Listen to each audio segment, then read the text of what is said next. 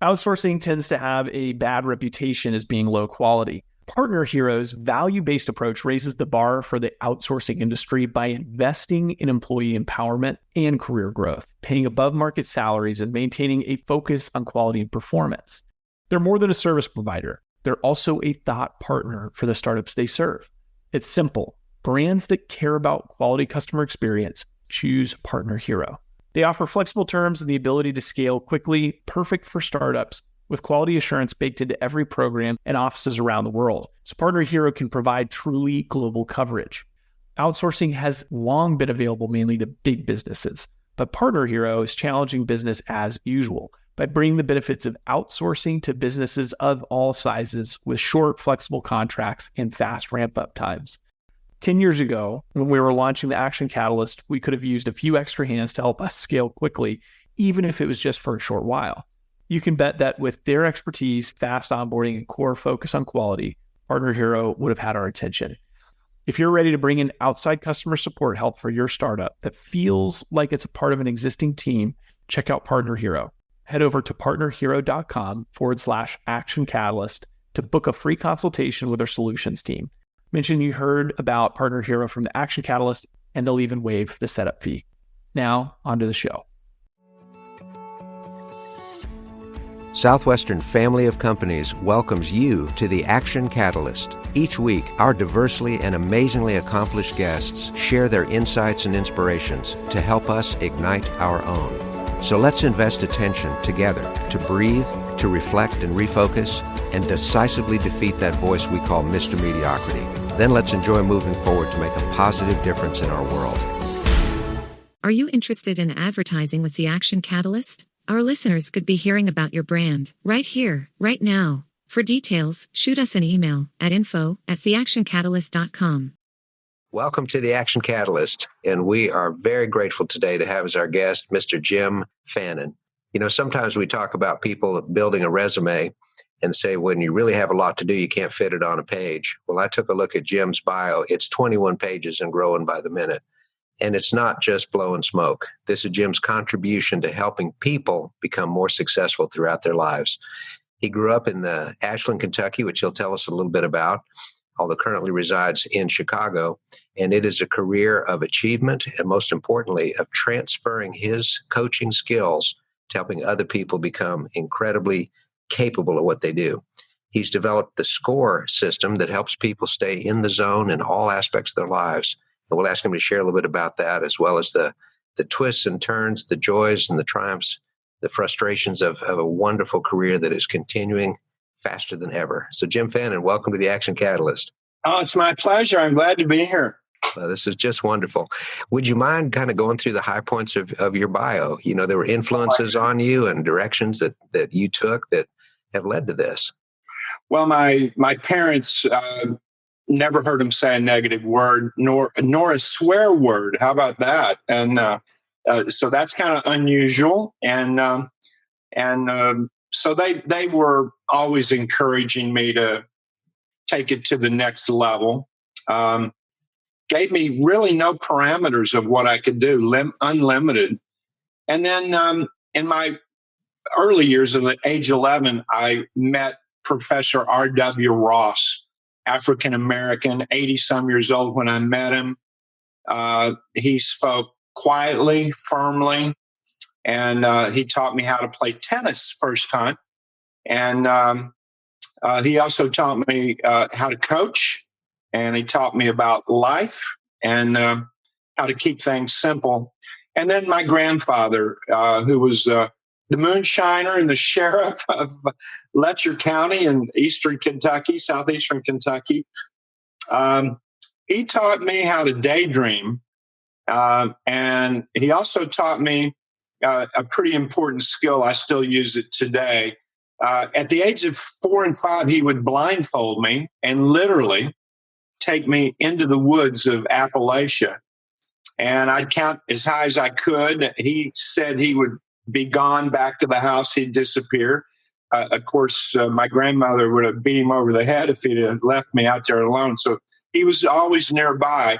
But he taught me, you're never lost. You just haven't found your way. And the first thing he said when I took the blindfold off to breathe, relax, and he taught me how to adapt to the situation or the condition or the circumstance, but you're never lost. You just haven't found your way. And then he told me, go to higher ground. So what do you mean, Papa? Well, get up on a rock or climb on a hill or get up on a tree. And from that viewpoint, you'll be able to find your way home. You may see your house and see how the crow flies to get there. I said, but Papa, what happens if I'm in the desert and there's nothing to climb? He said, look where water was or where water is and follow it because it's going home. And I've traveled all over the world. I've never felt ever that I was lost in my life. It's literally, geographically, or mentally, because I always adapt and adjust. Thank you, Grandpa, and thank you, Professor R.W. Ross, also for giving me coaching skills at 11. I was trained to teach the 5-6-year-old children in tennis. The professor went on to be in the Hall of Fame in Kentucky. And so I've had some interesting mentors in my life to help me escape poverty. I was raised on a dirt floor, outhouse, well water, initially no electricity. But I said, Mommy, are we poor? Are you hungry? No. Well, then you're not poor. Okay. But I don't have a floor. And had a mattress on the floor, but it was dirt floor. And I said, Mommy, are we poor? And she said, you know that Etch-a-Sketch game that you always wanted? I said, yes. She said, you got the world's largest Etch-a-Sketch game. And so she took me in my room and we played tic-tac-toe and drew pictures. And I never knew I was poor. So I was raised for possibility. And what's my next move? And all of that, of course, has played out in some of the things that you've done. For our listeners that may not know, you started the Tennis Tots program, which helped more than 250,000 students become great at tennis, 350 franchise locations all over the world, from an early experience of your parents saying you can do anything that you want, which is amazing. And the other mindset, you don't know me. I paid several $1,000s to the chair of the Ohio State marketing department when I was trying to franchise my kids program. And I just done a research at Ohio State on how to maximize super learning in children.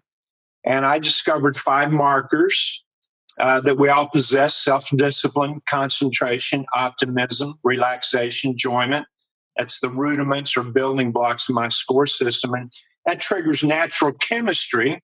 And when all the chemicals from cortisol to dopamine flood the bloodstream, you get into a zone state. And I discovered that doing a research project initially with 250 kids at Ohio State. And that's where the Tennis Tot program was born. So I took it to the marketing chair to say, I want to franchise this. I'm in my 20s. You know, what do I know about franchising? And I just come off the pro tour. I was there a year. And he looked me in the eye and he goes, it's not going to happen. And I paid him all this money and he gave me a big no and a red flag. And he painted all the obstacles. I remember leaving the meeting thinking, you don't know me. You don't know my heart. You don't know my soul. You don't know my program. And then 250,000 kids later and 43 franchises in Chicago alone. That's really the only reason I came to Chicago. I had so much business up here. I figured I better get up here. And that was a blessing because with the Tennis Tot program, only 5 kids in a class, and we were teaching self-discipline, concentration, optimism, relaxation, enjoyment, with tennis as a vehicle, 1,000 teachers all over the world. And I started doing parent seminars. Mm-hmm. And the parents would raise their hand and say, does this work for insurance? And, I'm young and naive. And I said, absolutely. So the next thing I know, I'm coaching an insurance company. And does this work for politics? And I said, yes. And I said, a city can have a score level. A city can be in the zone. And next thing I know, I'm coaching the governor of Ohio in my 20s. And does this work for golf? An attorney agent asked me in one of the seminars in Chicago. And I said, yeah, this will work for golf. You need to get in the zone. And it was an agent for Gary Hallberg, who was top junior in the world, 4-time All-American at Wake Forest. And next thing I know, I'm coaching Gary Hallberg on the golf tour, and he became Rookie of the Year. And this worked for baseball. It was a minor owner of the White Sox. And I said, yeah, absolutely. And next thing I know, I'm coaching Ron Karkovice, backup catcher for Carlton Fisk for the Chicago White Sox. So, it spawned from a little kids program, which was so much fun, but it spawned into coaching 50 industries now and 10 professional sports. And I guess I am the original sports psychologist. It didn't even exist, that term, in the 70s, or there were a few executive coaches. There were 0 life coaches. That didn't exist. Mm-hmm. So, yeah, I've been pioneering the coaching field ever since. Which is absolutely phenomenal. In fact, many of our listeners will be amazed to hear you have actually coached 2 entire cities, your hometown and another one, to change how they view their. Well, that was a challenge. That was fun. I coached Bridgeview, Illinois. I coached the mayor. I coached the superintendent, all the different departments, and then went and coached the village itself. It's just a few minutes. It's a suburb of Chicago. And then really the blessing was to go back to Ashland, Kentucky. Last summer, I spent almost 2 weeks there coaching 4 high schools and doing free seminars. I got an article in the paper. Unfortunately, Ashland, Huntington, that tri-state area, a Gallup poll deemed it the most depressed, saddest place in the United States.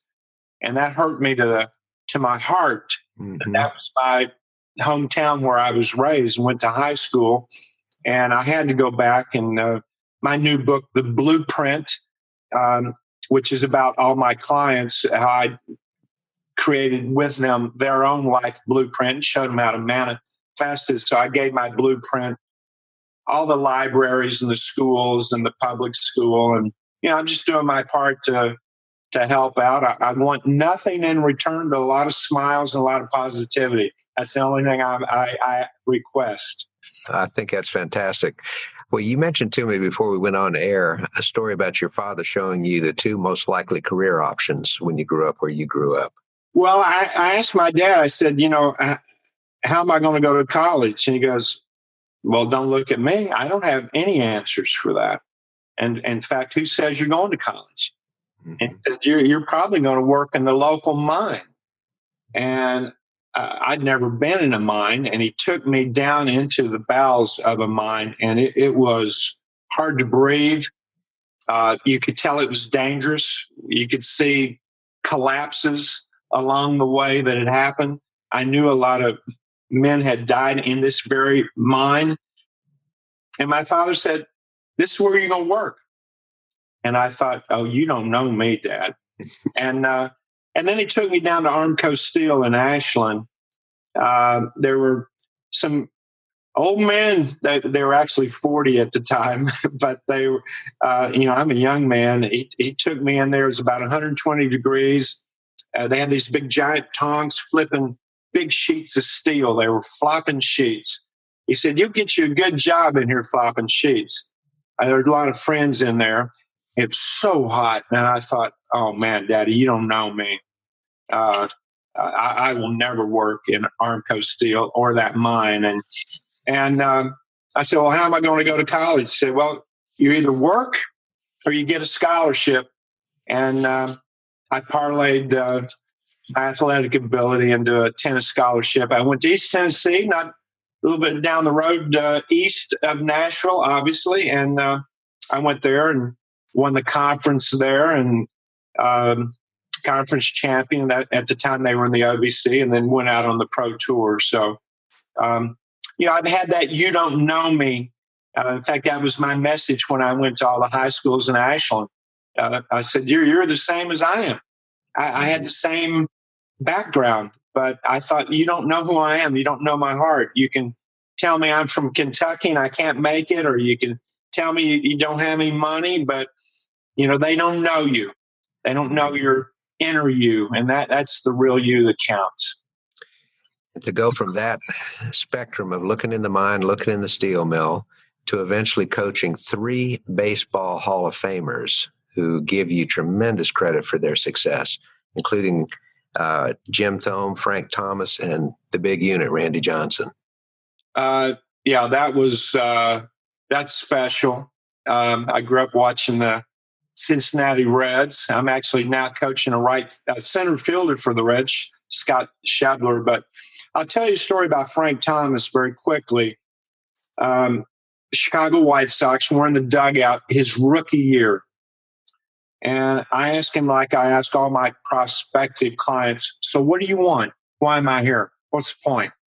And he looked me cold in the eye. And I've only had 2 people do this in all my career. "Hall of Fame." I'm like, "Hall of Fame?" I said, "Man, that's going to cost you." and he started laughing. He goes, "Well, what's your fee?" I said, "My fee," I said, "you'll be paying me out of chump change out of the front pocket. Forget my fee. You make so much money, but you're going to have to sacrifice. There's a price to the Hall of Fame 20 years from now. You're going to miss your wedding anniversary on some days." He goes, "Well, I don't even have a girlfriend." I said, "Frank, you may have 3 wives. I hope you don't by the time you get to the Hall of Fame. You're going to miss your daughter's birthday party." He said, "I don't have any kids." I said, "You may have 20 kids. Hopefully you don't have that many by the time you get to the Hall." But abnormal dreams require abnormal thinking. You can't think like you've been thinking, and you're going to have to think actually less, not more. But what you do think has to be extreme positivity. I said, when you walk up to the plate, there's going to be somebody in our audience that's never seen a baseball game. There's going to be a little boy with his father that's going to carry that memory for a lifetime, and they're going to see you up to the plate. So you got to be a Hall of Famer now, long before you actually reach the Hall. Have you ever been to Cooperstown? I asked Frank. He said, I have. That's where the induction, that's where the Hall resides, Cooperstown, New York. He said, I played an all-star game there. I said, well, shut your eyes. Right now, we're in the dugout. No one's around. 2 p.m. Game's not till 7. So Frank shuts his eyes and starts visualizing the induction speech. And he started giving the induction speech. He's a rookie. He only been playing a few days in Major League Baseball. While he's mentally doing his dress rehearsal Hall of Fame speech, I shut my eyes and I was in the front row listening to it. And it was pretty surreal 20 years later when he's giving the speech and he shouts out my name. And he looked at me and we just both started crying. Well, sure you did. I still tear up. Yeah, visualization it's your listeners. It's their number one most important tool. We visualize every day, whether you believe in visualization or not. If you're hungry and you want a cheeseburger, you may see a golden arch or maybe you see fries. That's visualization. And 65% of everyone's thought is visualization and chaos, where you start thinking all kinds of stuff throughout the day. But most of us, unfortunately, we spend 80% of our thoughts visualizing the future and the past, and we're only in the moment 20% of the time. Now, if I can go back to that research at Ohio State that I did, from birth to 5, you learn more in that 60 months than the rest of your life accumulative. That's because you spend 80% of your time in the moment, and you spend 100% of your time in the moment, year 1, year 2, year 3, and then gradually to age 5. Here comes the past. I told you not to do that. Here comes the future. You'll never be like your brother. But for that first 60 months, 80% of your thoughts were in the moment, as opposed to an adult. 80% of our thoughts are in the future and the past. So, if you want to be the genuine, authentic, best self you can be, you need to be a kid again and start thinking more about being in the moment. And that's the whole point of my book last year, The Blueprint. If you have a blueprint of every aspect of your life, it's well fleshed out, and that's what I do for my clients, with visions, goals, tasks, even knowing the key people in every arena of your life. And once you have that blueprint, and now you can be more in the moment to allow it to manifest. And then I learned something early on that, you've been taught, and everybody listening has been taught, here's A, here's a B, go to A to B. The best in the world do not go A to B. They go directly to B. They see it as if it's so. They see it as it will be. And then they do something very unusual. They reverse engineer from B chronologically. So you want to lose 20 pounds in 90 days? What are you doing day 89? What are you eating? What are you exercising? Day 88, 87, 86. Get the calendar out. Reverse engineer it. And now it brings you back to day number 1. Here I am. And what that does, it illuminates a pathway like a runway at Chicago O'Hare at night. When you reverse engineer it, it takes you all the way to the vision. And then that illuminated pathway, if I get off track, well, I can easily get back on because I've seen the light, literally. And I do that for every client, every arena of their life. We use the B to A principle. Mm-hmm. It's really claiming the future, walking it back, and then say, I'm at the beginning of that path now. Let me do what I need to do at the beginning. And now, you also have a pathway to adjust from if you need to. I'm a definite proponent. You need to be prepared to adjust or adapt, but you always need to adhere to your principles. That's my AAA in emergency. You better adjust real quick or adapt real quick, but always adhere to your principles. AAA. You got to have AAA. So we use AAA to keep on our pathway, our blueprint. It's phenomenal.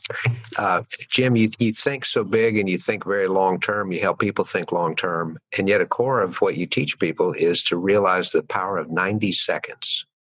90 seconds. Can you share some examples of people getting back together after traveling, or the breathe like a baby? These are just amazing concepts. Well, I have a little book on 90 seconds to maximize it to a great relationship. And I'll give you one tip out of that book. If you've been away from somebody you love or care about at least 2 hours, the first 90 seconds you see them has more impact on the relationship, even if you spend hours and hours with them later. Put your cell phone down in the driveway. Close that part of your life. Close your business. Just shut it down and be present. And when the door opens, if it's your significant other, look her or him in the eye long enough to discern eye color. Now, the first time you do that, they're going to say, "Are you okay? What are you up to? What's wrong?" You're going to find you don't look your significant other in the eye long enough to discern eye color when you've been away that long. And there's a technique inside this 90 seconds called mirroring, like a mirror on the wall. If he or she's sad, then, "Are you okay?" Now, I don't want to be sad with her, but I'm going down to the basement so I can walk her up to some positivity. And if she's happy, I'm going to be happy.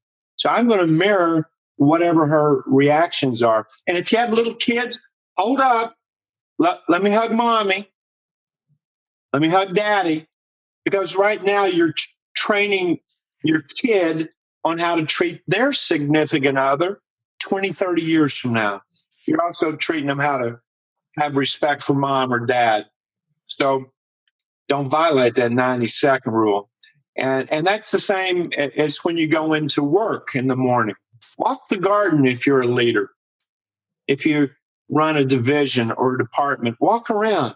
Give everybody 90 seconds. Look them in the eye long enough to discern eye color and ask questions, because I really believe the greatest symbol on this planet, and some will say, well, isn't it the cross? I said, well, the cross, that's an incredible symbol. There's no question about it. And there's other symbols that are pretty amazing. But the question mark is said by millions every second. It's the greatest symbol. And ask great questions. You can guide someone into their future.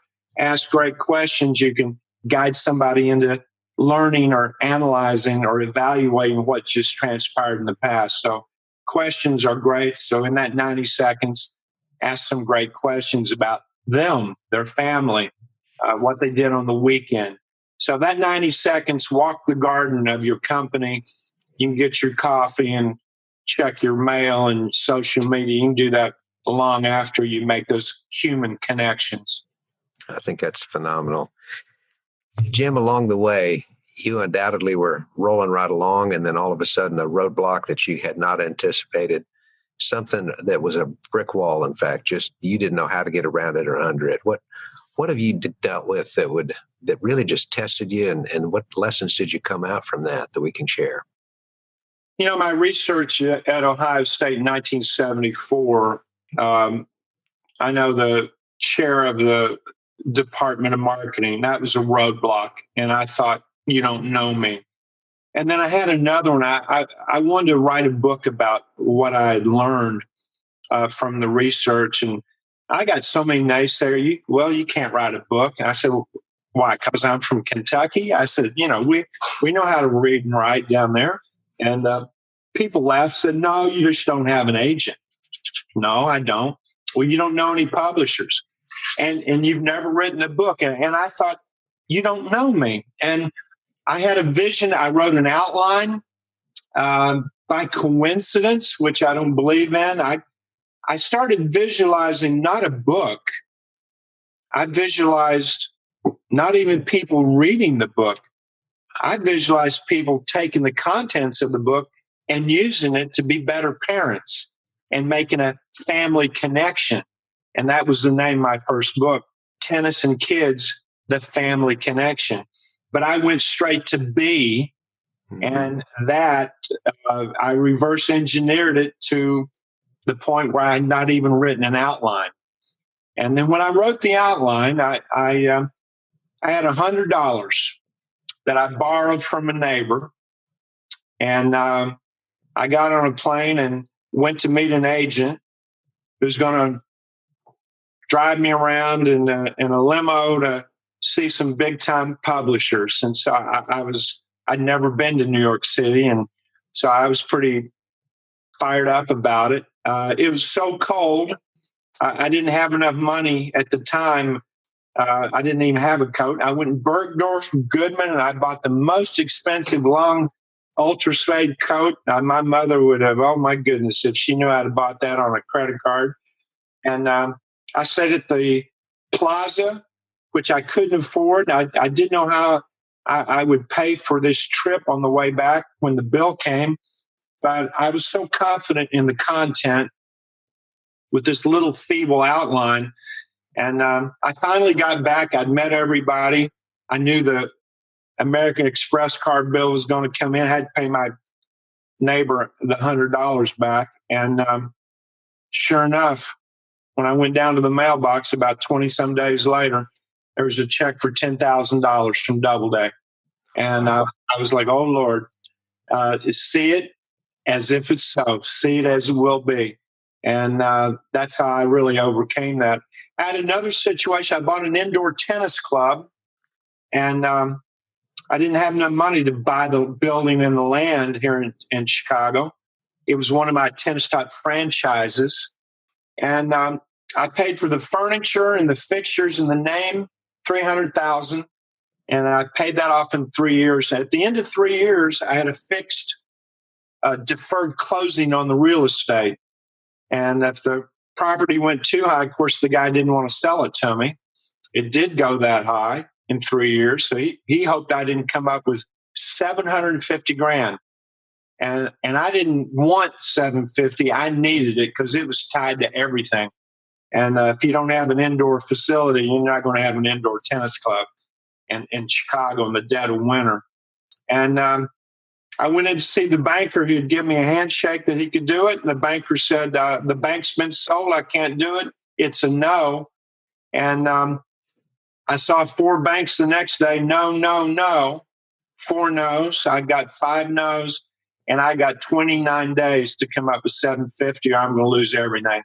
And I started giving myself a speech at night as I walked around the block, telling the universe that I'm awesome and how important my tennis club was. And the next day, 4 more no's. And 10 days ago, I had 35 no's. And one day, I'd had so many no's, I didn't even know if a yes was possible. And on the last day, the last bank, they said yes. And they loaned me the money. And what changed? And I changed in 30 days. I started selling me on me and the company about what we stood for. I just started selling it out to the universe alone. So think about what you think, everybody. Your thoughts are crucial. And I'm going to give everybody a tip. To me, it's the greatest discovery in my 69 years on this planet. Every thought you had today, time you wake up to go to bed, subconscious records it, replays it once at night to store the info. Okay? That's not the big discovery. This is quantifiably proven 3 or 4 years ago. And I've believed it for 45 years. Here it goes. Whatever you think, feel, whatever sensation you have in the last 30 minutes before sleep, your subconscious records it. And just like the rest of the day, there's a data dump and it downloads it, but it doesn't replay it once or twice or 10 times. In the last 30 minutes of sleep, whatever you think, whatever sensations, whatever you feel is replayed 15 to 20 times while you're sleeping. So I've parlayed that with Alex Rodriguez and Luke Donald be number 1 in the world. I've had them putt in their minds in the last 30 minutes. 10 putts, well, that's replayed 15 to 20 times each putt. So that's 10 times 250. And after 7 to 10 days, it puts pressure on the subconscious of the same thing to manifest it into its physical equivalent. Unfortunately, that's the bad news because it'll replay the bad with the good because your subconscious don't care. You better think about what you think about, especially before you go to sleep at night. Go to bed happy, wake up happy, and adapt and adjust to your blueprint during the day. There's my formula. It's pretty simple. Well, simplicity is strength and simplicity is beauty. And I think it's fantastic. Jim, there's so much that you have to offer and that you continue to offer. But along the way, you had the opportunity to just kind of sit back and rest on those laurels and let the glory and the income flow in. What have you done to avoid that natural tendency toward mediocrity and slacking off and just not giving your best? How do you keep your edge? The last bad day was November the 8th, 1965. That's my last bad day. I'm almost at 25,000 consecutive days. My best friend, Brian Judd, of the singing group, he was the brother of the Judds. He died that day. And I was with him when he died. And I don't know if it was real or imagined, but a voice came while he's still in the room, deceased, said, "Never have a bad day again. Laugh every day." So to honor Brian Judd, my best friend, when I was 15, I've never had a bad day since. I'll have a bad moment, but with my 90-second rule, it shall pass. On my tombstone, in my will, I'm not trying to be morbid today, there's one word. My wife's got to put it on there. I'd like it to be in neon. She probably won't put it in neon. I hope she puts it in there. It's in my will. One word. Ready? Ready. Next. Next life, whatever it is, next. And so I keep moving. I also made I promised my mother I would take this to the masses. And, for the first time in my life, it's the most negative I've ever seen America. I travel all over the world. It's the most depressed, most divisive, most negative. People act like victims and judges. And I'm like, where are the champions? This country is built on champions, pioneers, Daniel Boone, not settlers. And I just don't believe in settling for mediocrity. Being your genuine, authentic best self, that's what it's about. And success is whatever you say it is. So it's not about money, and it's not about gathering all kinds of material stuff or even having all the market share. I tell every athlete, you're more than a baseball player. You're a son, you're a daughter. I say that to the softball players, the women that play. And, you're so much more than the CEO of a big company. And you're a friend, and you've got your own self, your own spirituality. So you're much more than that. And so I'm just driven to help people be the best they can be. Even in death, I'm going to keep going somehow. We'll figure it out. We'll leave it in perpetuity. I like the sounds of that, Jim. Well, Jim, the time with you goes so fast, I can't even believe it. Thank you from all of our listeners and personally from me for what you have to share and the way you live and the impact that you continue to have. We are so grateful for you. Well, be in the zone. It's the only place to be. It's a real purposeful, calm, mental, physical phenomenon, and it's open to everybody. This isn't about superstar athletes or big CEOs. So be in the zone, everybody. It's the only place to be. Thank you so much. I'm humbled even to be on your show. I am. Thank you. If you enjoy this podcast, please make sure to subscribe. To stay updated on everything that the Action Catalyst is up to, make sure to follow us on Facebook and Instagram at Action Catalyst Podcast and Twitter at Catalyst_Action. Thanks for listening.